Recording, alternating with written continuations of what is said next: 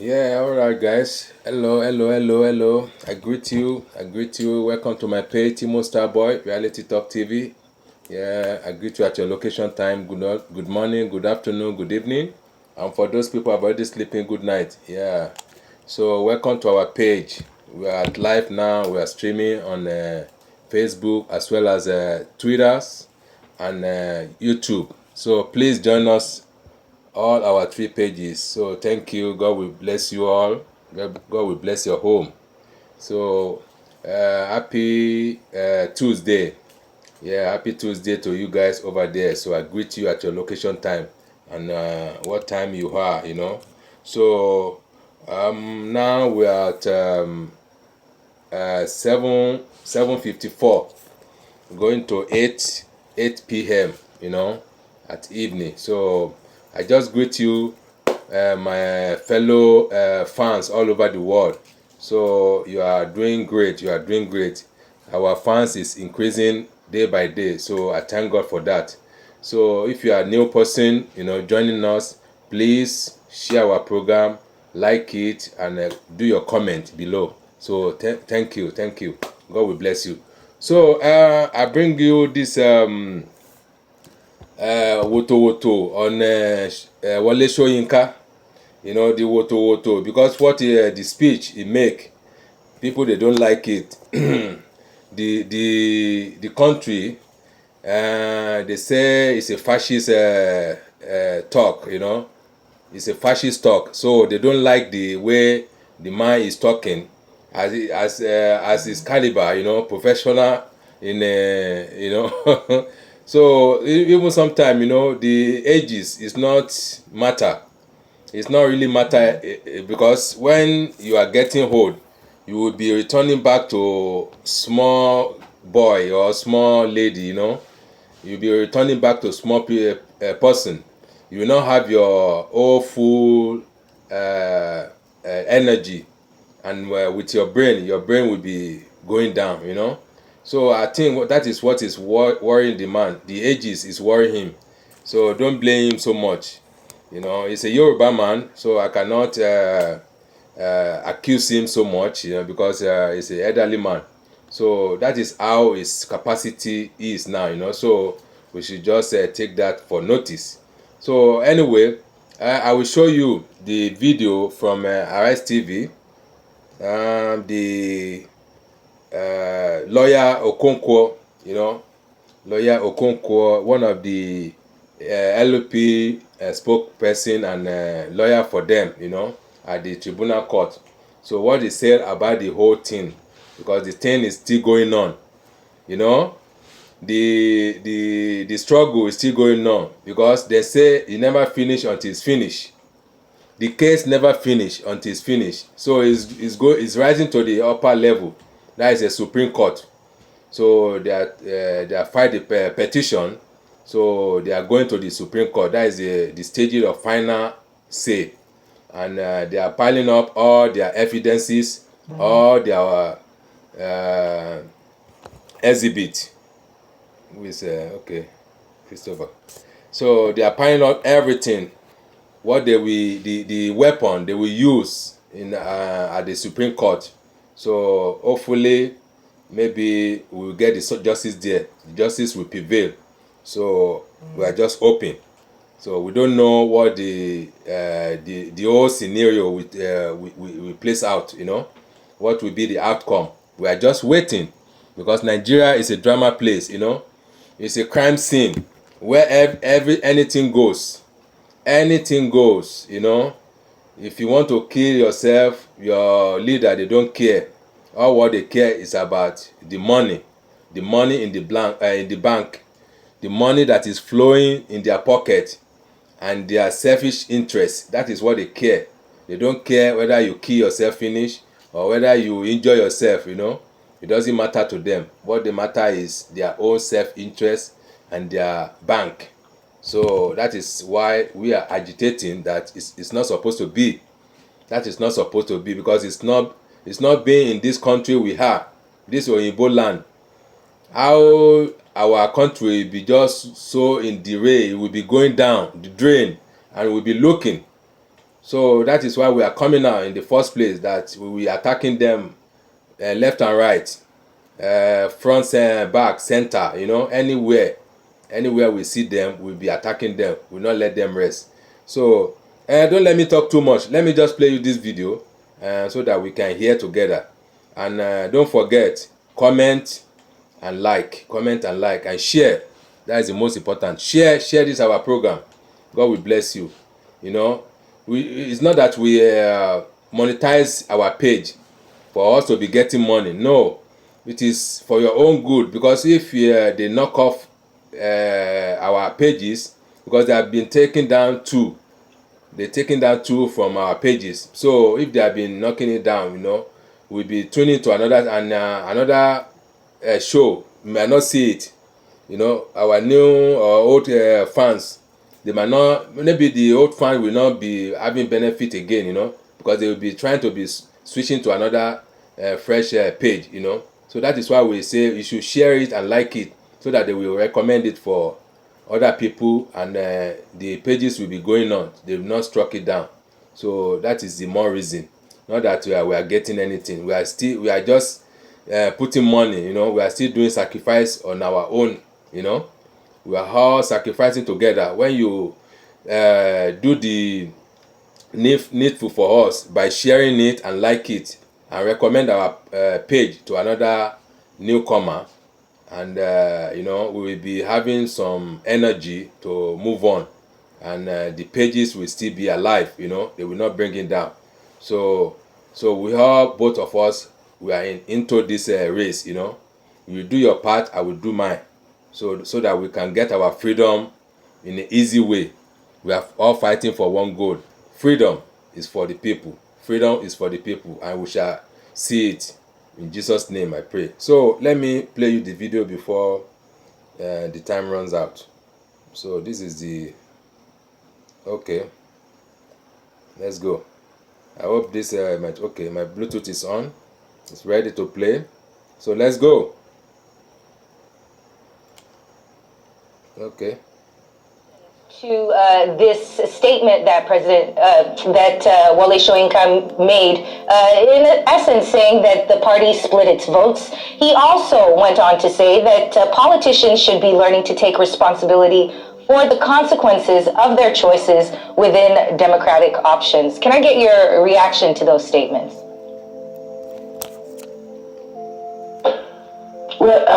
Guys, this is kind of a debate, It's between Labour Party and Bola Ahmed Tinubu Party, So they just want to be splitting some point, out of their debate. We hear what the other party said, Some people, they are still believing that the election went clear, it went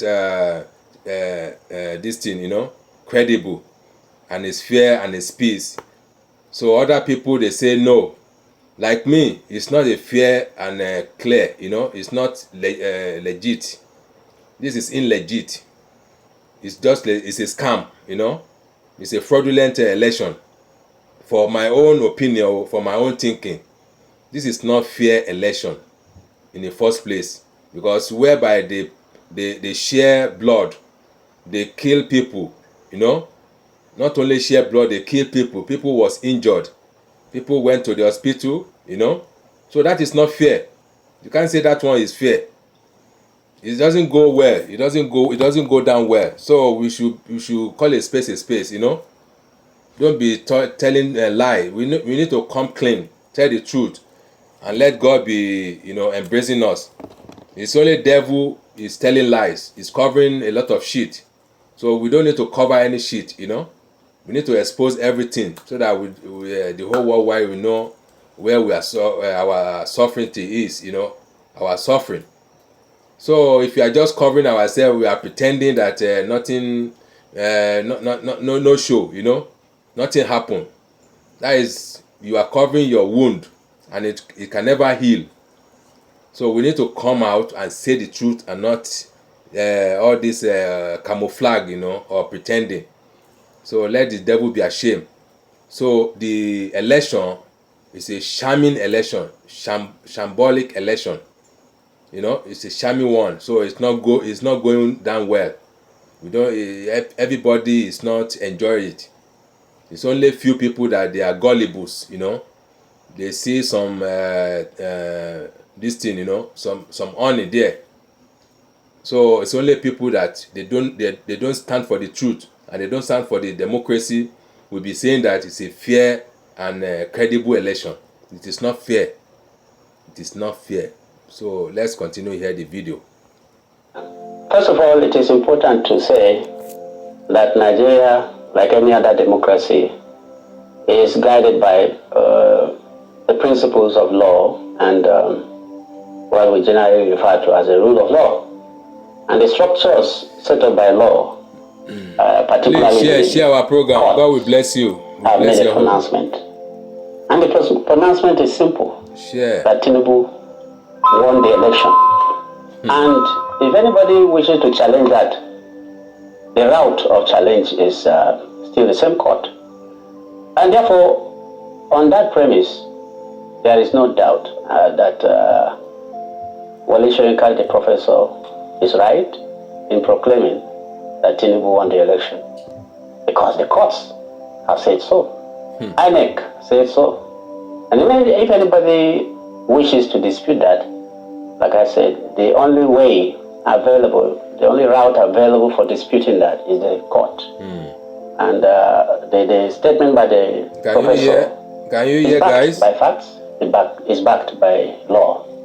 And I cannot be those are the gullible ones. As a lawyer saying that the statement is incorrect. There is no doubt the statement is correct. They cannot see the truth. And let the devil be ashamed. During the pendency and subsistence of this judgment by the Presidential Election Tribunal, there is no doubt. But now, Tinubu is the elected president of Nigeria.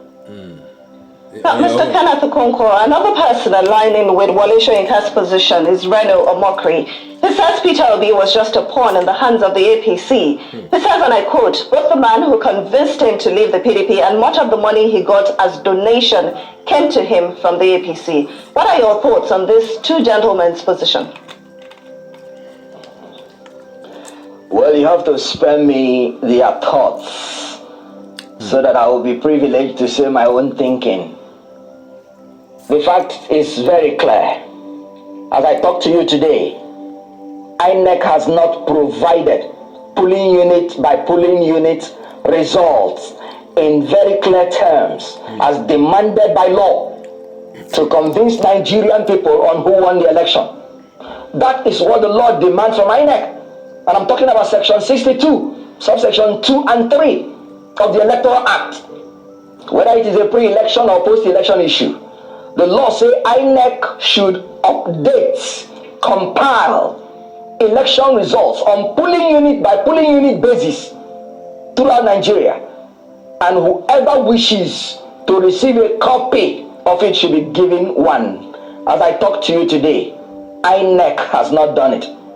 What are they hiding?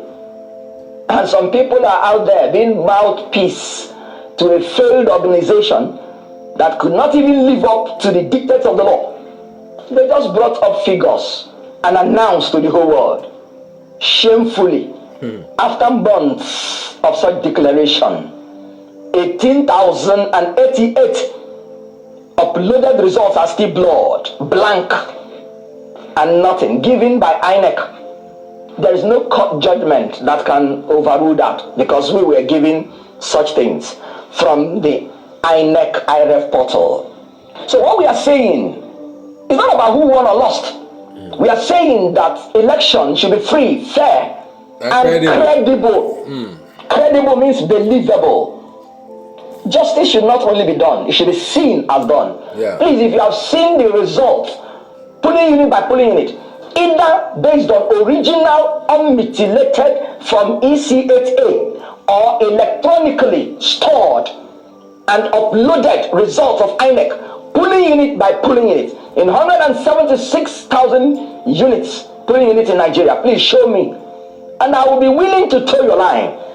You can't come to bamboozle Nigerians. Exactly. A man who failed election in his own state, failed election in the FCT, couldn't get 25%, failed election in the national chairman state, failed election in his DG campaign state, all those states that are visible, unmanipulable, he failed.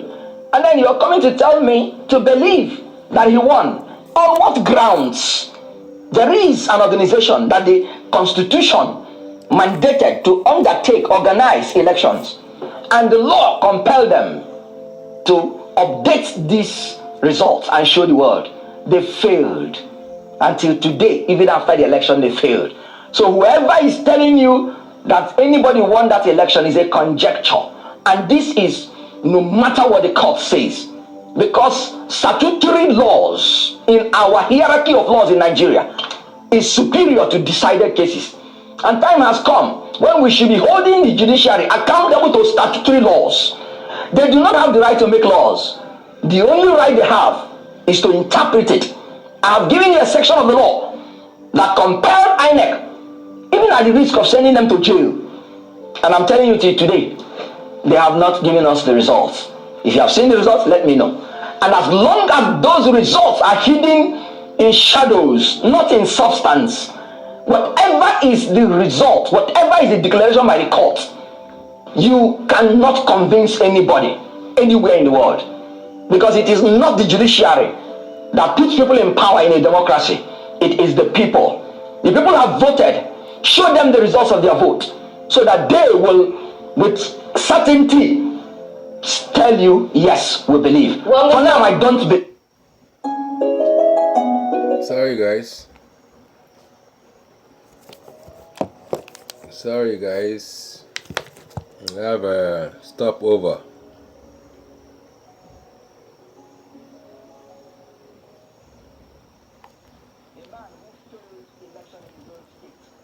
Failed election in the FCT, couldn't get 25%. Failed election in the national chairman state. Failed election in his DG campaigns. As you can hear, so let me play you another video. This one is pertaining to the one that we just finished now. So we don't set to open. Hold on, guys.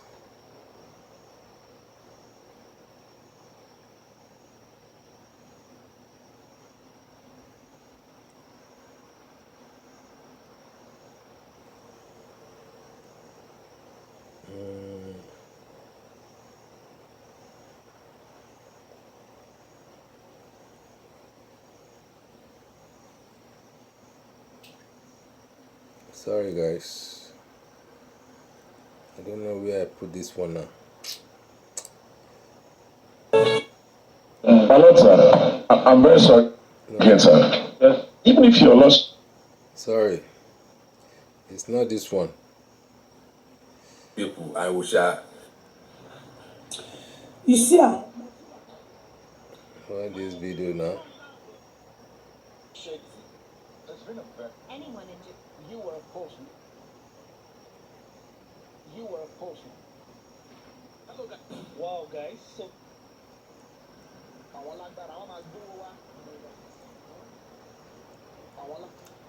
the video.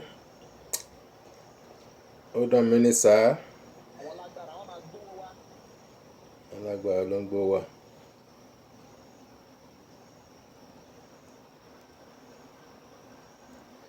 The video is somewhere here. Please hold on for a minute. I don't know where I download this video again. This is another thing that we'll be struggling with.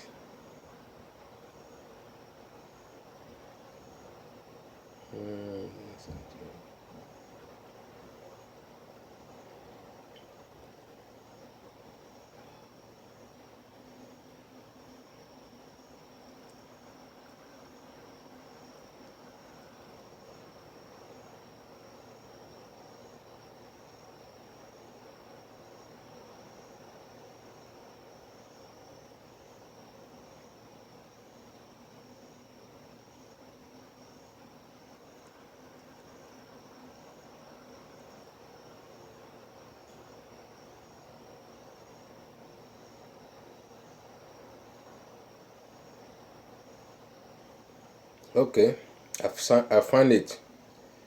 So this is the video.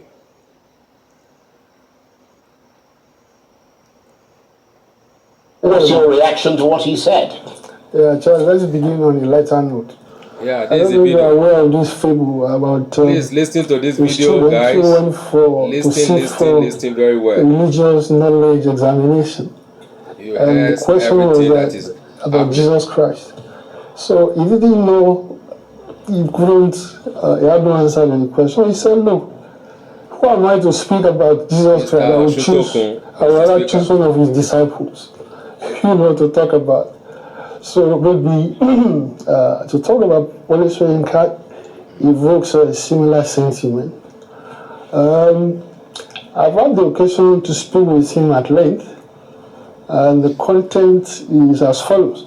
First, there are a number of assumptions that have to be made before we can say that the election was rigged or not rigged. First is the tradition. There is nothing in the tradition of elections in Nigeria that suggests that one party, usually the dominant party, will not rig the election. You can The hear? same with the INEC. You can hear, guys? So these are the, you have to say now, do away with, forget about saying Peter Obi, let us, you first have to establish those facts.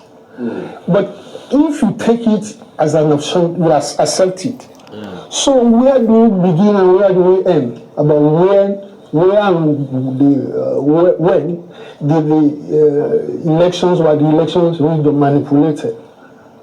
Second is that there's an assumption, there's a distinction between Peter Obi couldn't have won the election and Peter Obi didn't win the election. It's a different There's a difference between that. Yeah. We're in a scientific age.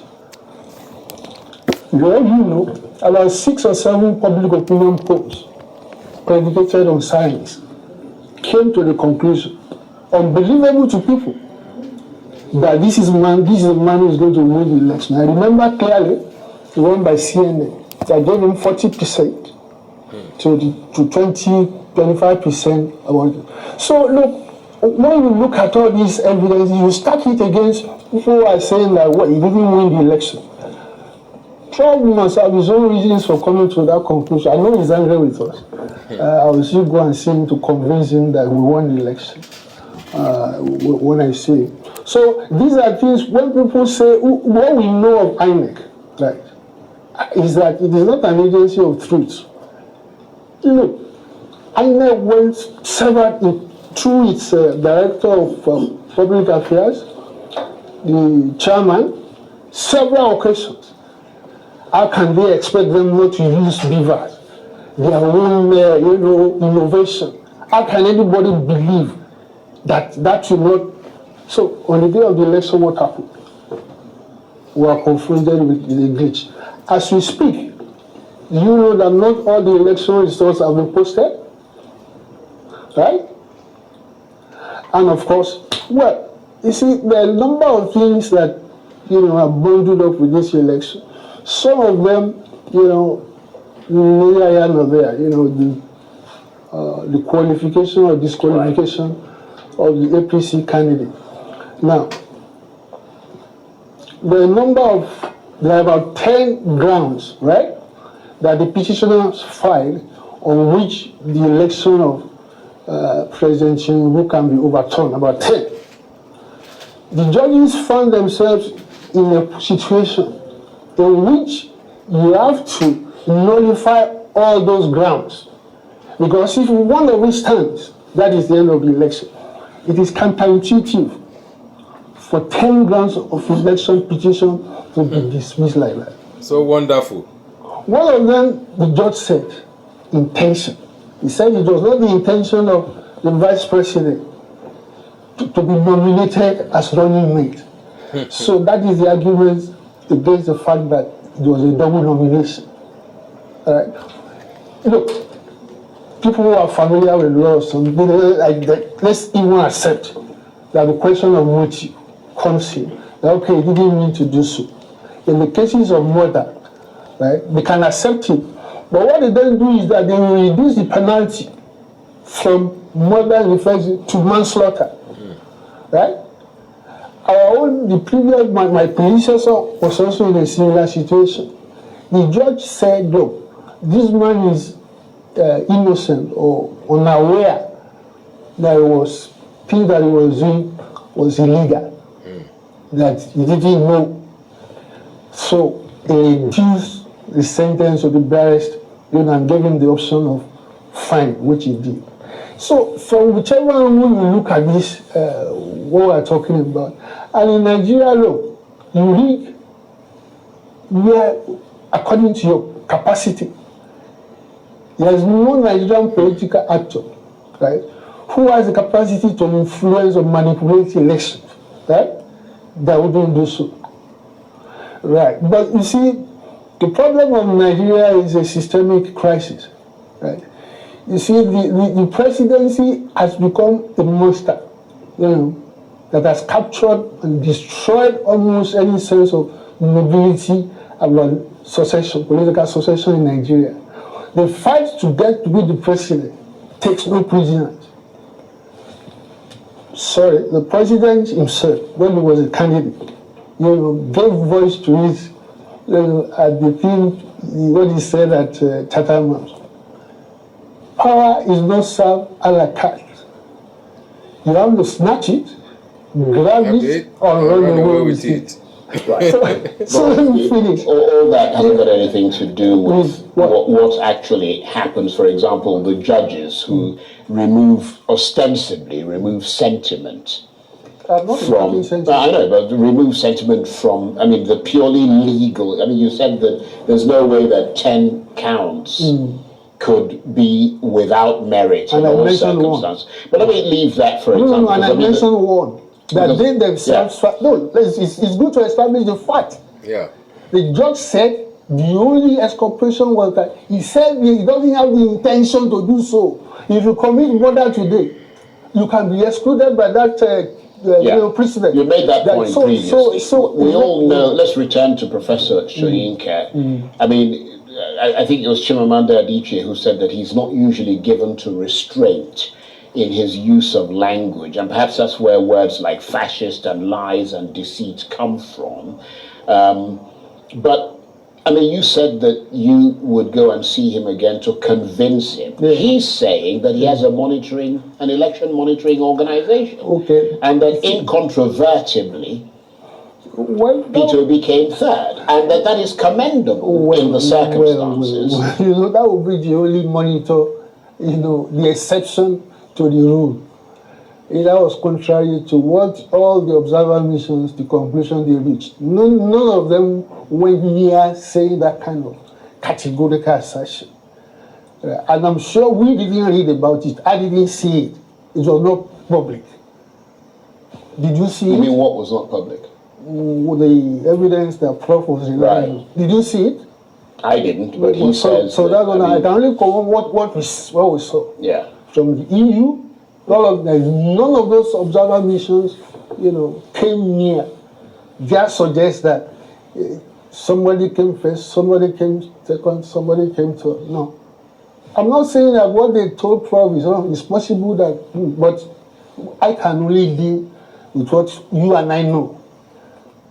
Right. I didn't even know that there was such another observer mission. The ones that we know, we've read their reports. Well, he said he monitored the elections, and people see him as a man of integrity, yes, and therefore they don't doubt what he's saying. But do you think that many people still feel deeply cheated by INEC, Exactly, or have people simply moved on, given the reality of a new president who's simply getting on with the job? Of course they did. They still feel guilty. The only recourse we have by law is a court. The court will give you judgment, not necessarily justice. There's a difference between justice and judgment. So whatever the judgment is, we have no choice other than to abide by it. I don't believe we got justice from the tribunal. I don't know. More in hope than expectation, I may rely on Supreme Court to do it, but that is more in hope than expectation. Would it make a difference to you, the Labour Party, the P2B movement, if the Tinubu government came out and addressed the very palpable and tangible discontent that you believe is still being felt across the country? Would that provide an opportunity for some form of heroism on his part? I mean, would that satisfy you that he's making effort to try and reconcile the country and move the country forward? You see, that would be a misunderstanding of the Nigerian problem. I'm not particular about him. I mean, the problem that we have, of which the election crisis is a manifestation, is not restricted, it's just a symbol of that problem. If you say Nigeria is a failed state, these are the implications. My own approach to the Nigerian Malay is that it's a systemic crisis in which all organs of government were all implicated. You will find that kind of in the behavior of the executive, the legislature, and the judiciary. If Transparency International says Nigeria tops the chart of corruption worldwide, what is the meaning of that? What is the implication of that? The implication is that just about everybody, certainly the judiciary, is implicated in corruption. Now, that is that. Now, the husband of the president of the Court of Appeal, right? The last president of the Court of Appeal, her husband, Senator Bolkachi, you remember what he said? More or less said openly that he got his wife to manipulate elections in favor of his colleagues. Now, so if it's the president of the Court of Appeal was that implicated, what will you think of that judiciary? I've said it before. You see this unmerited righteous indignation. What we all knew at the level of theory, we are being told this is the reality. Even the president himself, he alluded to it. He said you don't expect your justices to live in squalor and not be corrupt. With an explanation. That is what he said. So in judiciary, this is not the only thing. Look, it's impossible. It's almost impossible to isolate any organ of government, judiciary, for remedial action. No, you cannot have a crooked executive parliament and have a saint and have a judiciary of whatever you want to call it. So this is what, and as I look, we started with the presidency. Right? The reason now, if you want to start somewhere to address the problem of Nigeria, you begin in that place. That place in the constitution, they are really, deep thinking and recommended for federalism, right? In which power is massively decentralized to the units, the regions at that time. So that you don't have this kind of lopsided, because in the first place, the adoption of federalism is quote unquote referred to as tragedy or suboptimal. Right? It is in the recognition of all the difficulties that you have that you do so. Right? Ordinarily, you won't have it. But it's in recognition of those constraints, those difficulties that you have, that you then adopt it. Right? And when you adopt it, it is in anticipation of this kind of problem, that if you over-centralize power at the center, it will be used as Buhari has used it to, right? And probably the next president.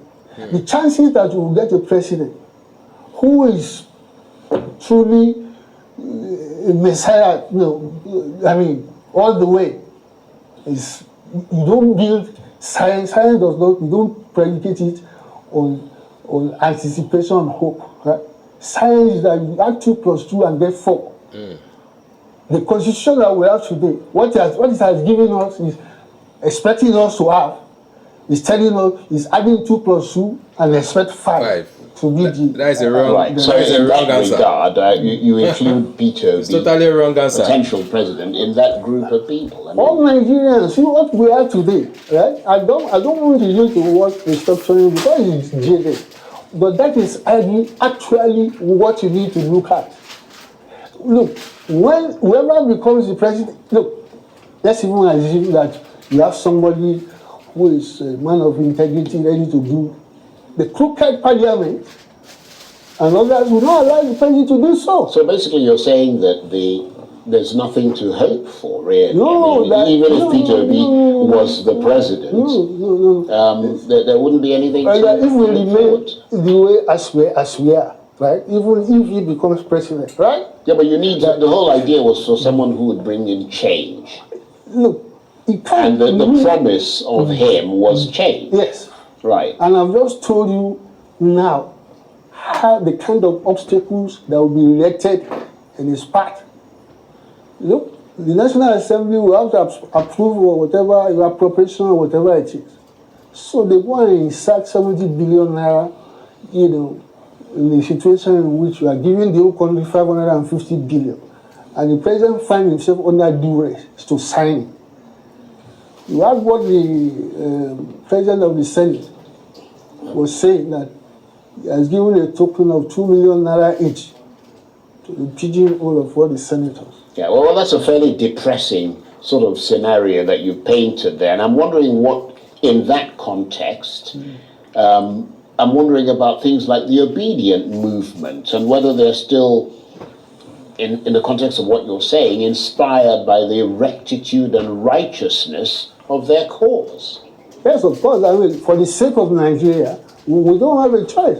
I don't know if you read this column today by Lady Bimbola Adelakun in Punch. No. That was what he said. He said, look, those of you who are irritated with the obedience, you need to know this, that in present-day Nigeria, that is the only group of people who can constitute an effective opposition, to the excesses of the administration that we have. Look, they call it state capture. State capture is when the few people that capture the state, and use it towards the end.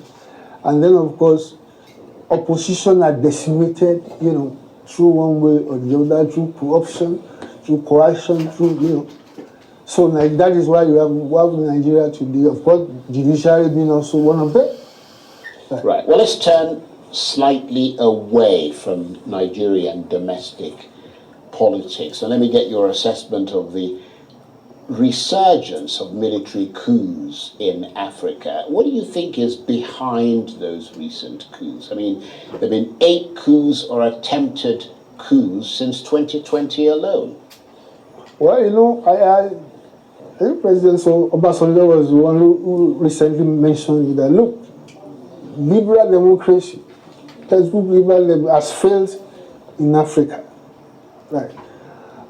We don't have that is taking it from there. Right. The success of liberal democracy, right, as such, depends on the number of variables that we don't have. We must have a per capita income, right, of, I don't know if it's $2,000 or whatever it is, that can ensure that you don't need to be desperate for where the next meal is coming from, right? So that person, voters, they have that cushion, to exercise, their civic duty. But if you have, as we are told, 133 million Nigerians in poverty, squalor, right? Who doesn't know where the next meal is coming from? Poverty in Nigeria has increased. To being bribed, which is what we call the weaponization of poverty. Right. So in Africa, this is the general rule. I mean, it's more so in Africa. But there's also the fact of the phenomenon of these life presidencies and things like that. It's a trend that was bound to come, to be confronted at one way or the other, and it is self-evident, self-explanatory. You look at what happened in Gabon. You look at that man in Cameroon, Pierre. A man who doesn't know where he is. A dead body. It's completely gone. A dead body, for that matter. So you see, they are going to have all this stuff. You know, but of course, it has been mostly with the French, with France, and actually, I think it acts back, you know, to their policy, their colonial policy, which is assimilation. This that is saying, all the people they are colonies, they want to change them to black Frenchmen, right? That is the only way they can become civilized. So they have this, iron fist, rule of colonization that subsists, right? The annual budget is determined in Paris, almost whatever they have. So poverty, and all this, but basically poverty, right? It is what is driving this. So the military are taking advantage of that, is that what you're saying? Because, I mean, some experts argue that it has to do more with the spread of jihadism in the Sahel region, because where these coups have taken place, such as Mali, the military cited discontent with the way the politicians were handling the security crisis. But of course, there's, as you said, other coup leaders who've spoken of popular discontent with elected leaders and the populace's unhappiness with their politicians. Well, look, they are being opportunistic. I mean, those people taking over government, the military chaps. There was an opportunity to be exploited, and they did. They don't look to me like, and of course, with the new developments in the international community, Russia also coming in, to supplant, to take advantage of the vacuum that is being created by.